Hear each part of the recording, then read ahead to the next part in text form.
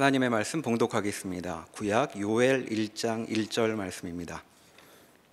구약 성경 1270면 어간에 있습니다. 요엘 1장 1절 말씀입니다.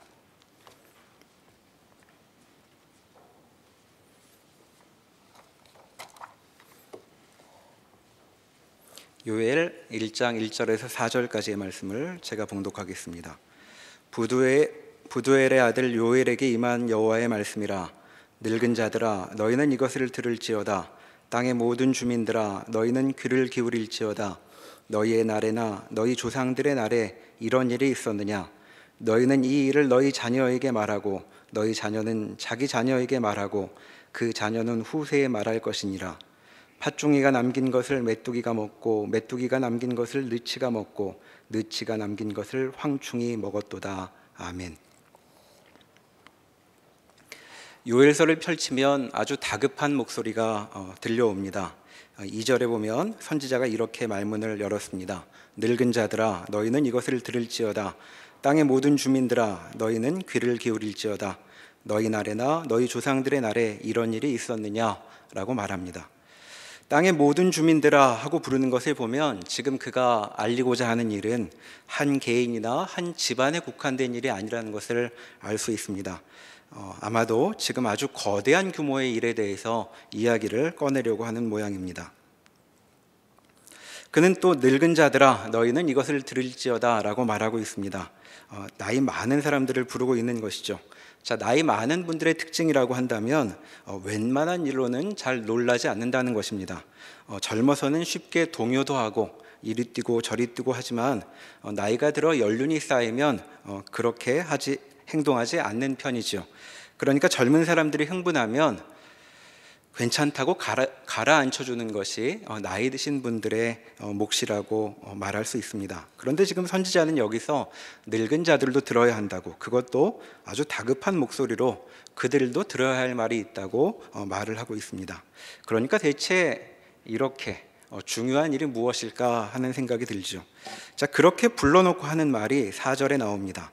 팥종이가 남긴 것을 메뚜기가 먹고 메뚜기가 남긴 것을 느치가 먹고 느치가 남긴 것을 황충이 먹었도다 라고 말하죠. 여기 팥종이, 느치, 황충은 전부 메뚜기의 종류를 뜻하는 것입니다. 그러니까 지금 메뚜기의 네 종류를 말하는 것일 수도 있고 또 메뚜기의 성장 단계에 따라 이름을 달리 부르는 것일 수도 있는데 어찌되었건 지금 하는 이야기는 메뚜기 이야기인 것이죠. 그러니까 무슨 대단한 이야기를 하려고 이렇게 다 불렀는가 싶었더니 메뚜기 이야기입니다. 자, 메뚜기 이야기를 대체 나이 드신 분들까지 다 들어야 할 것인가? 그런 생각도 들기도 합니다. 대체 메뚜기가 어떻길래 이 이야기를 꺼내는가? 선지자는 좀 더 설명을 6절 이하에서 이렇게 해주고 있습니다. 다른 한 민족이 내 땅에 올라왔음이로다. 그들은 강하고 수가 많으며 그 이빨은 사자의 이빨 같고 그 어금니는 암사자의 어금니 같도다. 그들이 내 포도나무를 멸하며 내 무화과나무를 긁어 말갛게 벗겨서 버리니 그 모든 가지가 하얗게 되었도다. 자, 메뚜기 떼가 사납고 두려운 한 민족이 비유되고 있습니다. 자, 그들은 사자 이빨을 갖춘 무리인데 수도 많아 보입니다. 자, 그들이 내 땅에 올라와서 키우고 있던 포도나무와 무화과나무를 휩쓸어서 껍질까지 다 벗겨 놓고 있다고 말하고 있습니다. 자, 이런 상황이 되면 나무는 더 이상 나무꼴이 아니니 농사는 다 망쳤다고 말할 수 있겠죠. 그러니까 지금 먹을 거리가 없어지는 일, 선지자는 삶의 근간을 무너뜨리는 재앙이 임하고 있다고 말하는 것입니다. 자, 이렇게 메뚜기 이야기는 삶을 송두리째 뒤흔드는 그런 일을 가리키고 있는 것이죠. 자, 그런데 선지자는 3절에서 이렇게 말하고 있습니다. 너희 날에나 또 너희 조상들의 날에 이런 일이 있었느냐라고 말하죠. 유래를 찾아볼 수 없는 일이라는 것입니다. 자, 이어지는 선지자의 말을 보면 이 일의 규모를 짐작해 볼 수 있습니다. 5절에 보면 울지어다 울지어다 라고 말합니다. 자, 여유로운 삶을 즐기며 술잔을 기울이던 자들에게 울라고 말하고 있습니다. 또 8절에 보면 너희는 애곡하라 라고 말하죠. 여기 너희는 백성들입니다. 자, 백성들에게 약혼자를 잃은 처녀처럼 그렇게 애곡하라 라고 말합니다. 또 9절에는 제사장이 슬퍼하는 장면이 나오고, 또 11절에는 농부들이 부끄러워하고 곡한다고 하는 말이 나오죠. 자, 선지자는 지금 여기서 우리가 만날 수 있는 모든 사람에게 울라고 하고 있습니다. 그러니까 이것은 그저 농사를 짓고 있는 농부만의 문제가 아니라 모든 백성이 슬퍼하고 애곡할 일이라고 말을 문을 열고 있는 것입니다. 자, 살면서 우리에게도 슬프고 눈물이 날 만한 일은 많이 있습니다. 그러나 우리 모두가 한꺼번에 울 일은 잘 없지요. 그런데 선지자는 지금 모두가 함께 눈물을 흘릴 사건이 벌어진다고 말하고 있는 것입니다. 자, 선지자는 지금 메뚜기 떼가 몰려들어서 먹을거리가 없어지는 것으로 이를 묘사하고 있지만 이것은 그저 기근만을 말하는 것이라고 이해하기는 어렵습니다. 자, 기근에 대해서라면 이스라엘 역사에서는 기근을 이겼던 사례가 많이 있습니다. 특히나 처음부터 아주 엄청난 기근에도 불구하고 이들은 생존했던 경험이 있죠. 온 세계가 최악의 기근을 만나 다 죽게 되었을 때 그들은 먼저 가 있던 요셉을 통하여 구원받았던 그런 역사를 갖고 있습니다. 그러니까 선지자가 지금 이스라엘 백성들에게 유례가 없는 일이라고 다급한 목소리로 이야기하는 것은 그저 극심한 가뭄 같은 것을 가리키는 것으로 그치지는 않는 것으로 보입니다. 자, 그렇다면 대체 그것은 무엇일까? 요엘서는 그 일이 무엇인지를 명시적으로 우리에게 알려주진 않습니다. 그러나 우리처럼 시간이 벌써 몇천 년이 흘러서 이스라엘 역사에 무슨 일이 벌어졌는지를 아는 사람들이라면 그것이 어떤 일인지 짐작해 볼 수 있죠. 여기 지금 요엘서에 나와 있는 것 같은 그런 통곡이 정말로 이스라엘 땅에 가득했던 실제 사건이 성경 다른 곳에 기록되어 있기 때문입니다. 몇 페이지 앞으로 가서 예레미야 애가 1장의 말씀을 보겠습니다. 구약성경 1143면에 있습니다. 예레미야 애가 1장 말씀입니다.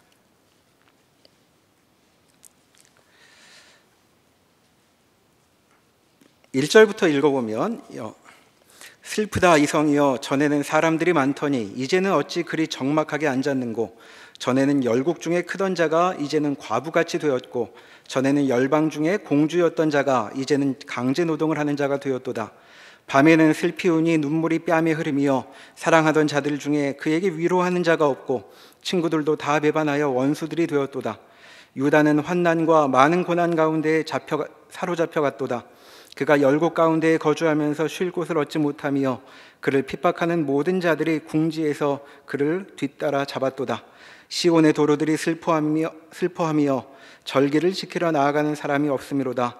모든 성문들이 적막하며 제사장들이 탄식하며 처녀들이 근심하며 시온도 곤고를 받았도다. 여기 이스라엘 사람들이 사는 온 땅에 눈물과 통곡이 뒤덮여 있습니다. 자, 이스라엘 사람들로서는 정말로 상상할 수 없던 그런 일이 일어났기 때문이죠. 곧 예루살렘이 함락되었고 성전이 무너졌던 사건이 벌어졌던 것입니다. 자, 예레미야 선지자가 벌써 오래전부터 이런 일이 있을 거라고 경고해 왔지만 이스라엘 사람들은 그런 일이 일어나는 것은 상상할 수가 없었기에 계속해서 외면해 왔었던 것입니다.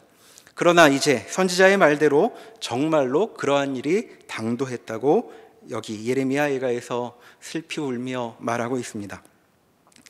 자, 요엘 선지자는 너희 날에나 또 너희 조상들의 날에 이런 일이 있었느냐라고 닥쳐오는 재앙을 가리켰습니다.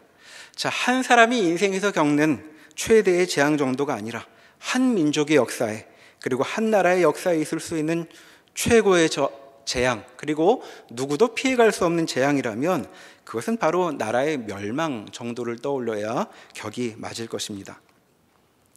다시 요엘 본문으로 돌아와 보면 1장 15절과 16절에 그 재앙의 날에 대해 이렇게 선지자는 말하였습니다. 요엘 1장 15절입니다. 슬프다 그날이여 멸망같이 이르리로다 라고 말하고 있습니다. 자, 파멸의 날이 당도했다고 말하는 것입니다.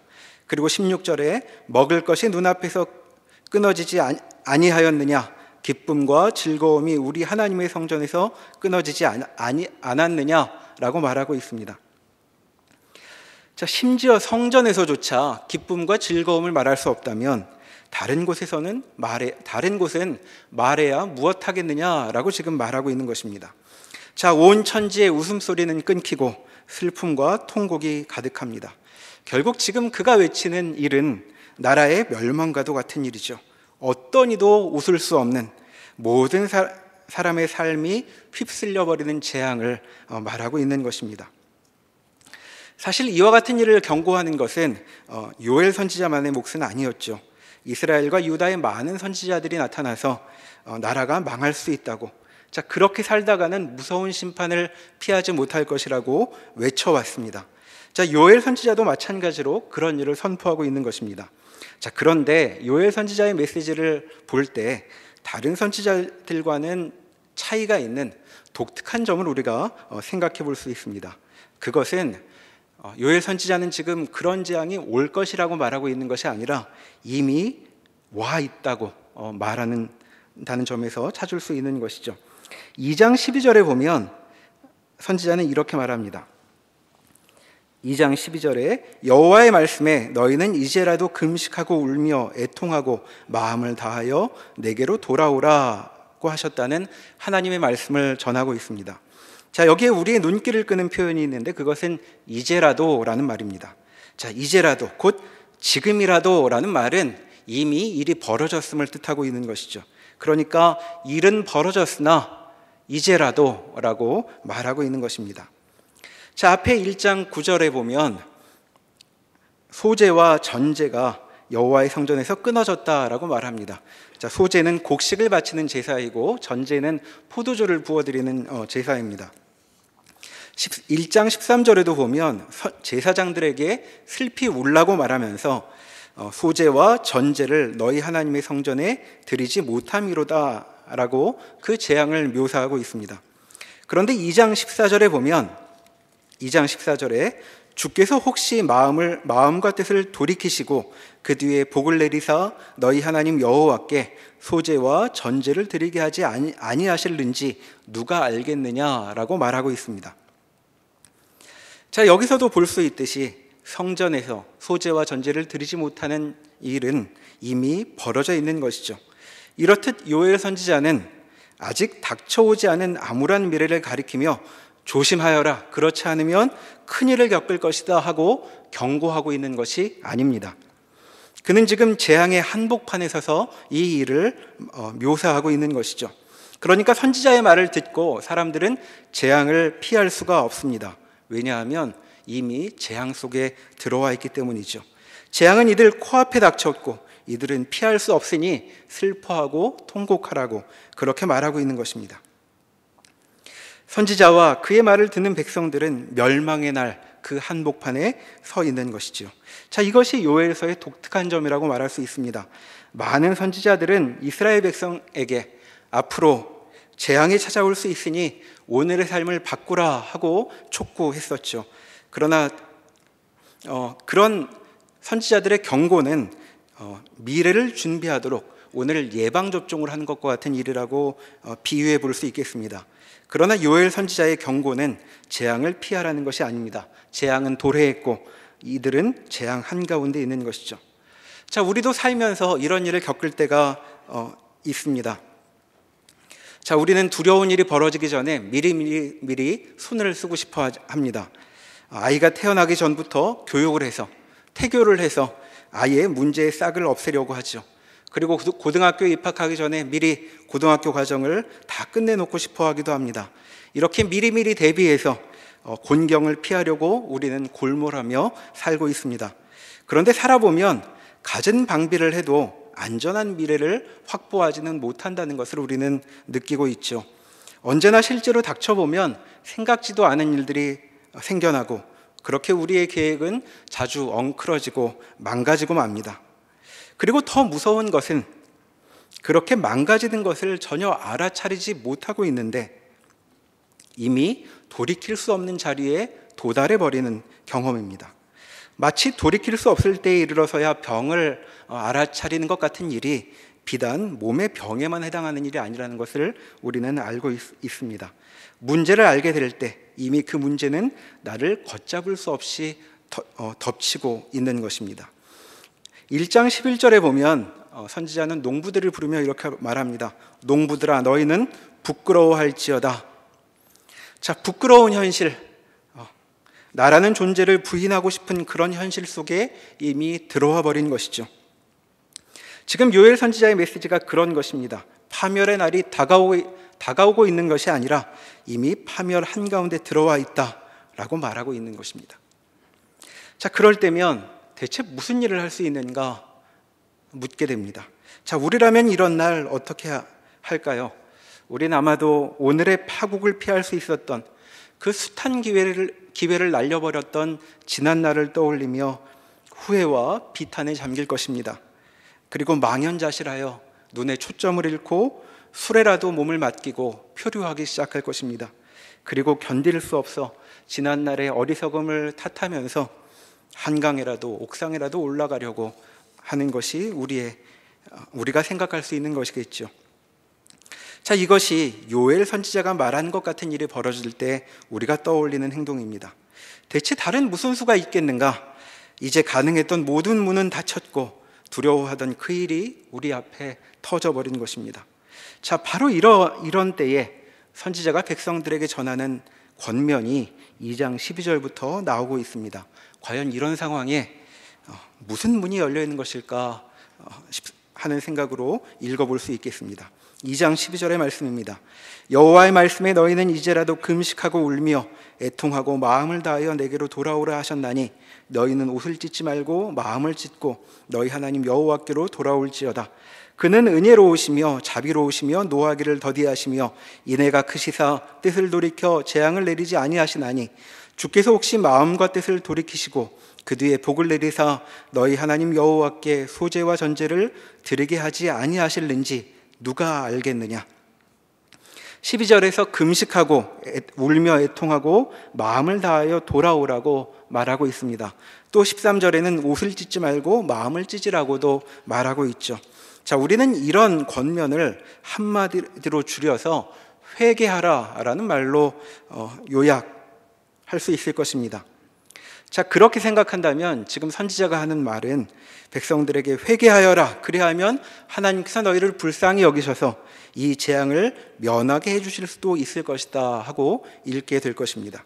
그러니까 얼른 회개해서 이 상황을 피하라는 메시지로 읽는 것이죠. 재앙을 당해도 회개하면 피할 길을 얻게 된다 하고 생각하는 것입니다. 자, 그런데 이 권면은 이렇게 간단히 요약하기 전에 한 가지 더 생각할 점이 있습니다. 자, 그것은 요엘서가 다른 선지자들의 메시지와는 다른 특징을 한 가지 더 보여준다는 것이죠.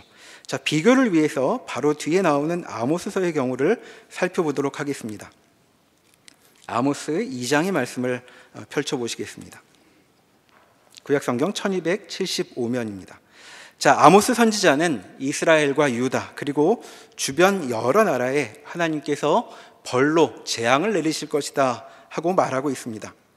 자, 그런데 재앙을 선포할 때면 이런 식으로 말합니다. 짧은 예 하나가 아모스 2장 4절과 5절에 나옵니다. 여호와께서 이와 같이 말씀하시되 유다의 서너 가지 죄로 말미암아 내가 그 벌을 돌이키지 아니하리니 이는 그들이 여호와의 율법을 멸시하며 그 율례를 지키지 아니하고 그의 조상들이 따라가던 거짓 것에 미혹되었음이라. 내가 유다에 불을 보내리니 예루살렘의 궁궐을 사르리라.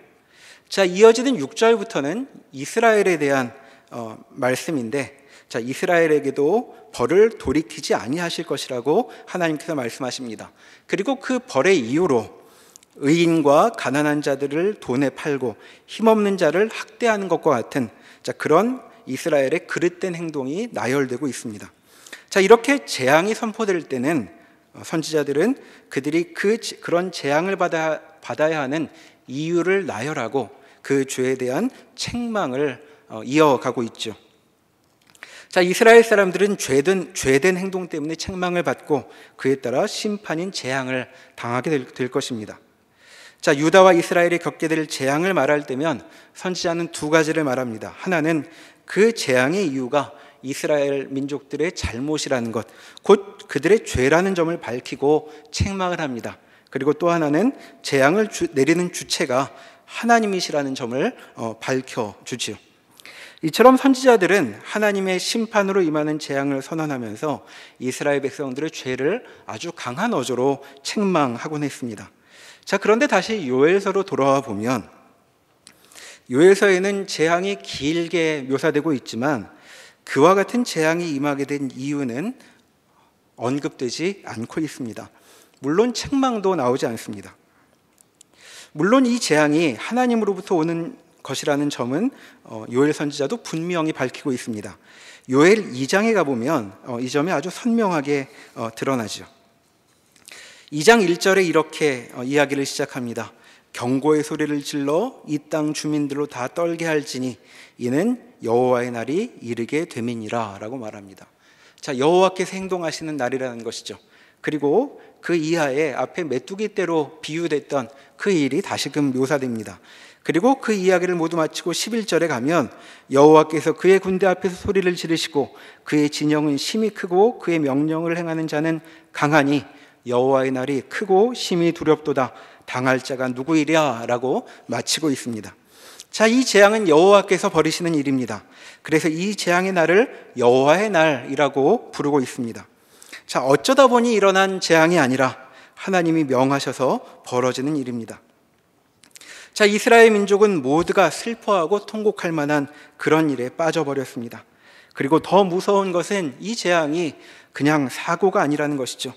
하나님께서 역사하신 심히 두려운 재앙, 누구도 견딜 수 없는 일이 이들 앞에 펼쳐지고 있다고 분명히 말하고 있는 것입니다. 자, 그런데 요엘서는 이렇게 재앙의 주체를 분명히 하면서도 왜 이런 재앙이 도래하게 된 것인지는 언급하지 않습니다. 그리고 그에 따른 죄에 대한 책망도 나오지 않죠. 자, 그러면 이 재앙에 대해 이스라엘 사람들은 아무 잘못이 없었을까? 당연하게도 잘못이 많이 있었을 것입니다. 이 재앙은 앞에서 본 것처럼, 그리고 그것이 나라의 멸망이라면 그것의 이유는 다름 아닌 이스라엘 민족의 죄라고 말할 수 있겠죠. 그러나 요엘서는 그 점에 대해서 특이할 정도로 눈을 돌리지 않습니다. 자, 과연 이것이 암시하는 바가 무엇일까 묻게 됩니다.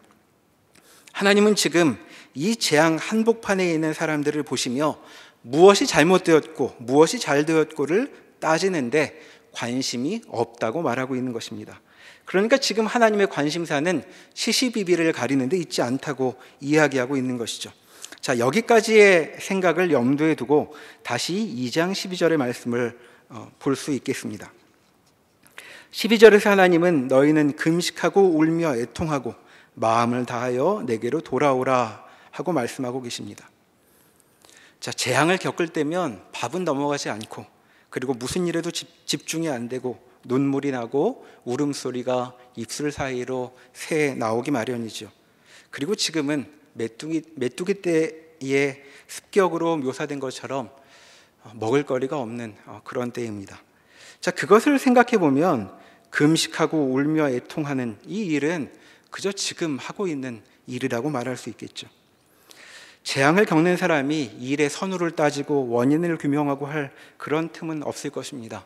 왜냐하면 당장의 고통만으로도 신음하기에 바쁠 것이기 때문이죠.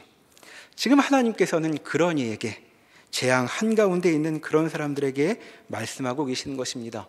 그러니 12절의 이 말씀은 그 슬픔과 그 신음을 그대로 가진 채 내게로 오라 하시는 말씀으로 읽어볼 수 있는 것이죠. 13절에도 보면 옷을 찢지 말고 마음을 찢으라 하는 말씀이 나오고 있습니다. 자, 사실 마음을 찢으라 라는 말은 우리가 어떤 경우에든 쓸 수 있는 아주 편리한 말입니다. 자, 어떤 사람이 착한 행동을 해도 100% 선을 행했다고 말하기는 어려운 법이죠. 누가 나에게 정말 네가 이웃을 사랑해서 그와 같은 일을 한 것이냐?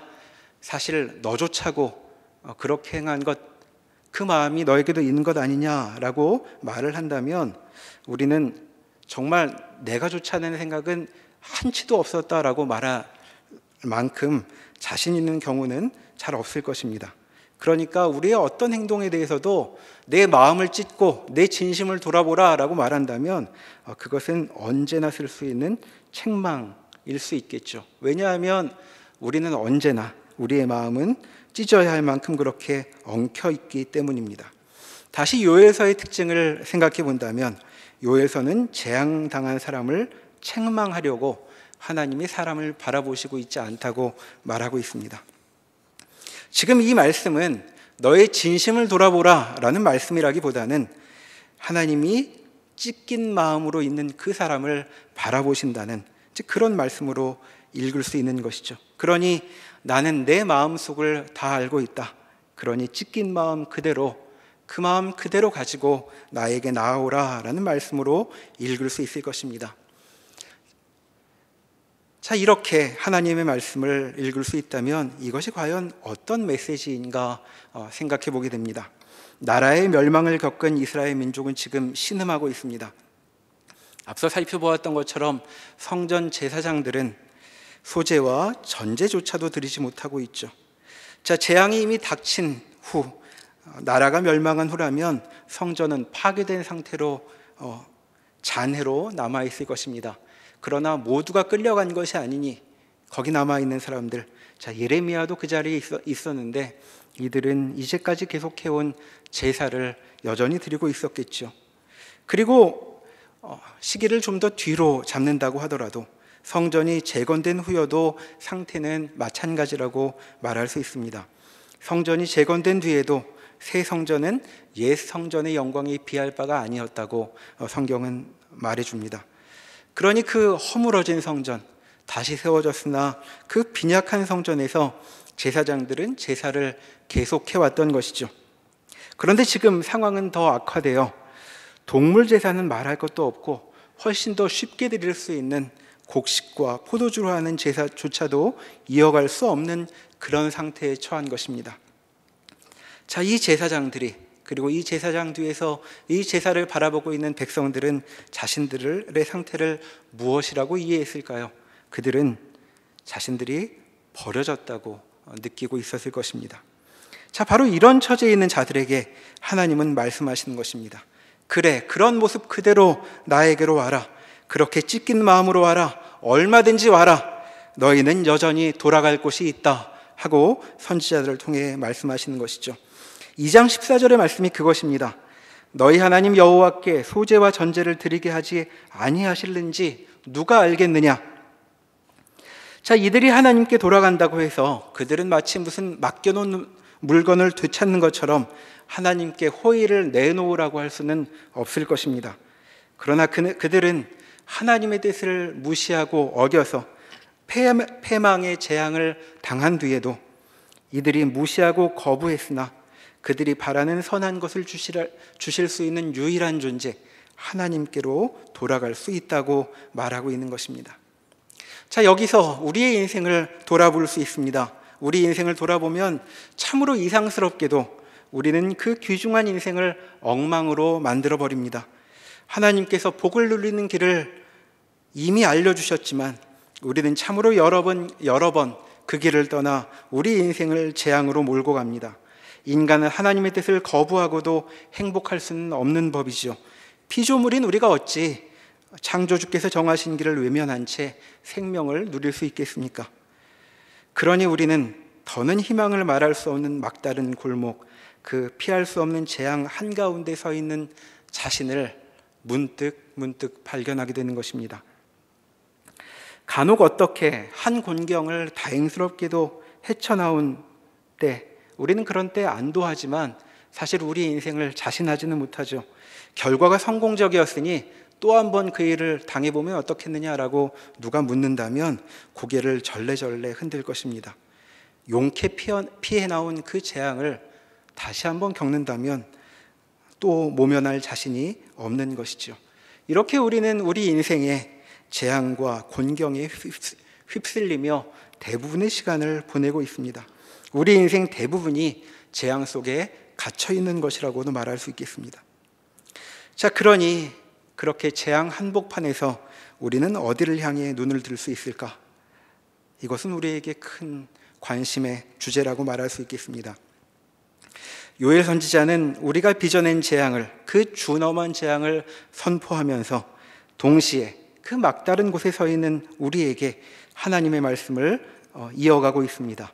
2장 17절의 말씀을 함께 보시겠습니다. 여호와를 섬기는 제사장들은 낭실과 제단 사이에서 울며 이르기를 여호와여 주의 백성을 불쌍히 여기소서 주의 기업을 욕되게 하여 나라들로 그들을 관할하지 못하게 하옵소서 어찌하여 이방인으로 그들의 하나님이 어디 있느냐 말하게 하겠나이까 할지어다 라고 하나님의 말씀을 전합니다. 자, 무슨 말입니까? 제사장들에게 울면서 이렇게 말하라고 말할 내용을 넣어주는 것입니다.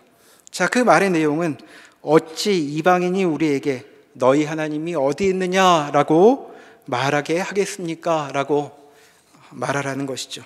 자, 이것이 무슨 말입니까? 자, 재앙 가운데 있는 우리에게 모든 사람이 묻습니다. 내 꼴을 봐라. 내가 믿는다는 하나님이 그런데 함께 하겠느냐? 자, 우리가 겪는 대개의 고난은 우리가 빚어낸 재앙이니 입이 얽혀도 할 말이 없습니다. 참으로 아픈 말입니다. 왜냐하면 사실이기 때문이죠. 하나님을 외면하여 처한 이 재앙 속에 어찌 그 속에서 하나님을 입에 올릴 수 있겠습니까? 자, 이방인들은 그런 우리에게 말하는 것입니다. 너희가 자초한 것이 그것이니 그 꼴로 죽어라 하고 이방인들이 말합니다. 그 꼴에 무슨 하나님을 찾느냐? 내 하나님 괜히 곤란하게 만들지 말고 거기 그냥 그 재앙 속에 죽어라 라고 말하는 것이죠. 자, 이들의 말이 틀린 데가 없습니다. 우리는 이 꼴로 죽어야 맞습니다. 진실 그대로인 그 말이 우리의 가슴을 후벼 팝니다. 너희 하나님이 어디 있느냐? 이것은 이방인들만의 질문이 아니라 이 모든 일을 어그러뜨리고 우리도 갖게 되는 우리 자신의 질문이기도 한 것이죠. 어쩌다가 우리는 하나님이 안 계신 이런 지경에 처하게 되었는가? 우리는 마음속으로 물을 때가 많이 있습니다. 자, 이렇게 곤경을 자초해 재앙 속에 자신을 망쳐버린 이스라엘 백성들에게, 그리고 똑같이 그런 재앙 속에서 신음하고 있는 우리에게 하나님께서 물으라고 하십니다. 하나님이 어디 계시느냐? 이렇게 물으라고 하십니다.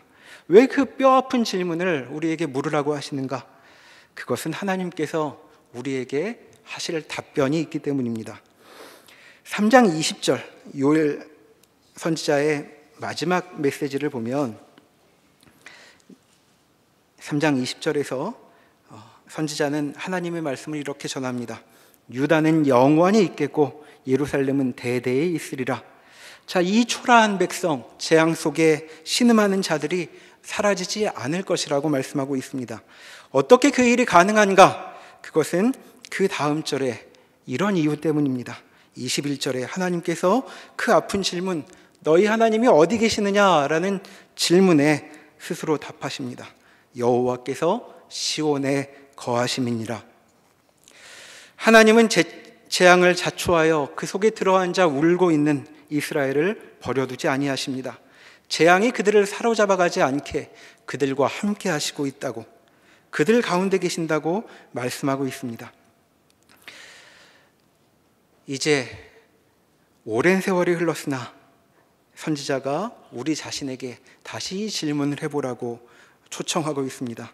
지금 과연 하나님은 어디 계실까요? 자, 세상의 주인이신 그분, 크고 심히 두려운 나를 주관하시는 그분께서 온갖 재앙을 자초하고 그 속에서 자신을 더는 추스르지 못하고 있는 우리에게도, 우리와도 함께 하신다고 말씀하고 있습니다.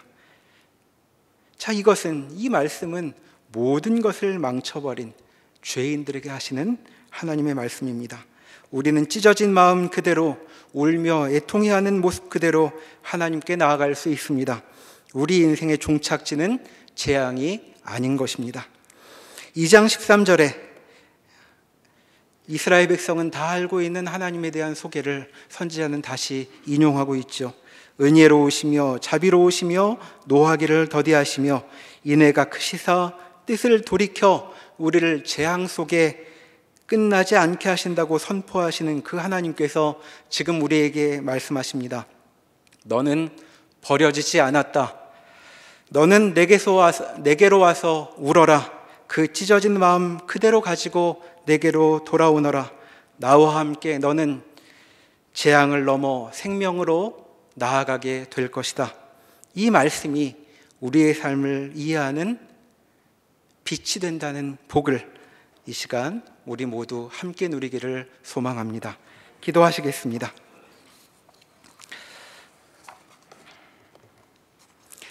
하나님 아버지, 저희는 저희의 인생을 귀중히 여긴다고 말하지만 저희의 어리석음과 탐욕과 죄된 본성으로 우리에게 주어진 인생을 어그러뜨리고 망가뜨리곤 합니다.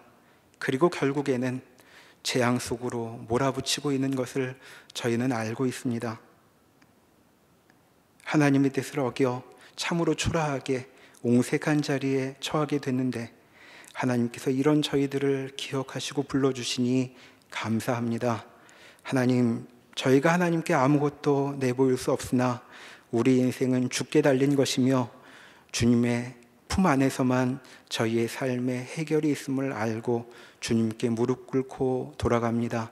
하나님, 저희 가운데 하나님의 뜻을 이루시고 주의 은혜를 부어주시옵소서. 재앙으로 그치지 않고 하나님과 함께하는 그 영광된 자리에 이르도록 주님 저희와 내내 함께하시고 저희를 인도하여 주시옵소서. 예수님의 이름으로 기도합니다. 아멘.